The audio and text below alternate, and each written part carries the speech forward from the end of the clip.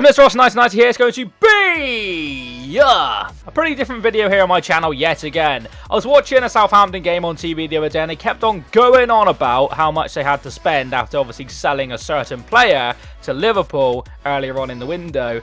And it kind of got me thinking, Southampton have had an incredible team over the past like 5 years, which I'm going to put together today in a X-Squad builder. I used to do these back along. I did a few on Leeds and other teams, but I think I'm going to bring it back, doing a couple of clubs over the, as the January transfer window progresses and seeing where players go. But this is a Southampton one. Quite excited to show you this guy. You probably know off the top of your head some of them, but this is quite a bloody good team. And what I want you to know, let me know in the comment section below, is go down there after you see this video and let me know where you think this team would finish in the Premier League right now. I'm going to get onto it. Let's go straight in there, and we'll start things off with Arthur Burridge.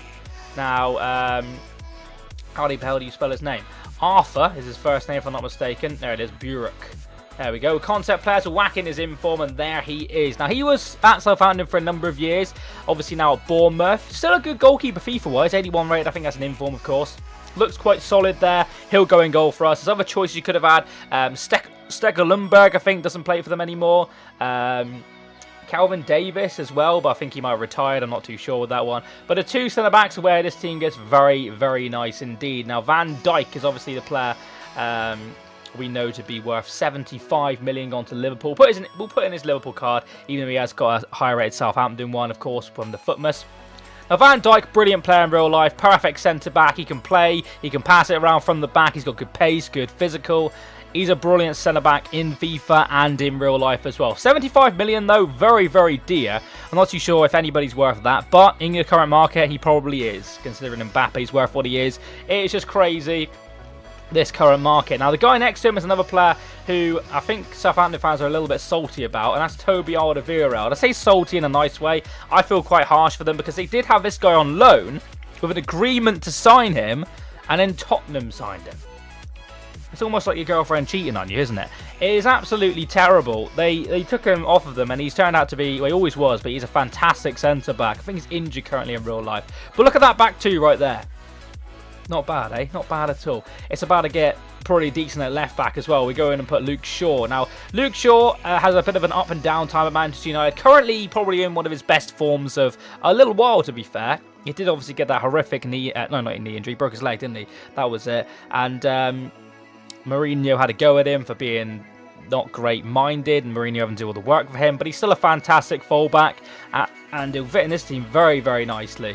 So that is our back four there, nearly complete. We'll put in the final player, which is Nathaniel Klein, another Liverpool player, another very, very good player. He's good on FIFA, of course he's good in real life as well. He's a number of players who jumped ship to Liverpool. And being a Leeds fan, I understand kind of the frustrations when Leeds basically had a spell where we sold everyone to Norwich. It kind of feels the same for Southampton and Liverpool. They're like, I don't know what to call them, feeder clubs or just bloody irritation. I'm not really too sure. But that is your back five with the goalkeeper and centre-backs and left-back and right-back respectively. What do you make of that? Do you think that would do well in the Premier League? I'm pretty confident that would do well in the Premier League. Maybe not win the league, I'm not saying that, but they could do very, very well. Now, flat three midfield, we're going to go for a couple of players here. And the first player we're going to put in is another Liverpool player, would you believe? Adam Lallana. Now, Adam Lallana is a very, very fun card to use in FIFA. He's also very, very good in real life. Look at his stats in FIFA, though.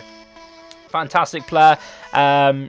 Of course, playing for Liverpool now. He's been in and out of the team a little bit. I think he's had a few injuries, but still a very fantastic player, and he'll fit in this team extremely well in that centre midfield position. We'll whack him in the middle a second, so he probably gets the best chemistry there. The next player we're going to put in is Wanyama. Now, this is an interesting one because there's a couple of players you could have put in here. I've gone for Wanyama purely because he's a central defensive kind of minded player, and in the midfield I've gone for, we've got two others who kind of you would consider probably attacking, and you kind of wanted a defensive minded player in there. So Wanyama sits in there, and the third player and the final one is going to be obviously Oxlade-Chamberlain.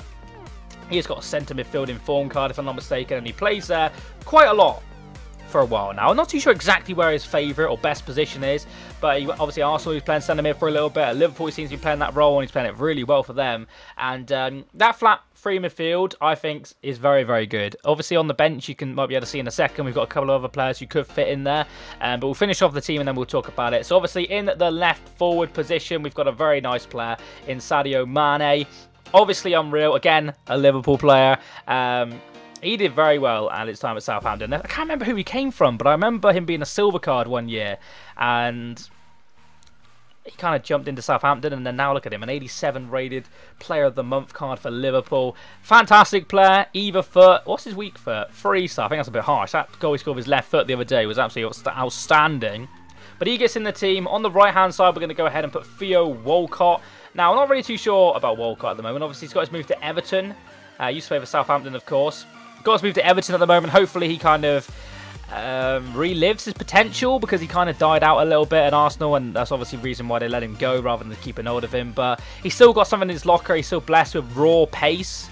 So hopefully Everton can make the best out of him for England reasons. But the striker we're going to go for is the Holy Grail, and that is Gareth frickin' Bale. Obviously not a striker when he was at Southampton. Pretty much a left back, which is kind of crazy to think. But look at that team. That is what Southampton have had in the past. And none of them play for them anymore. Absolutely none of them. Let's have a little look at the bench, what we've got on here.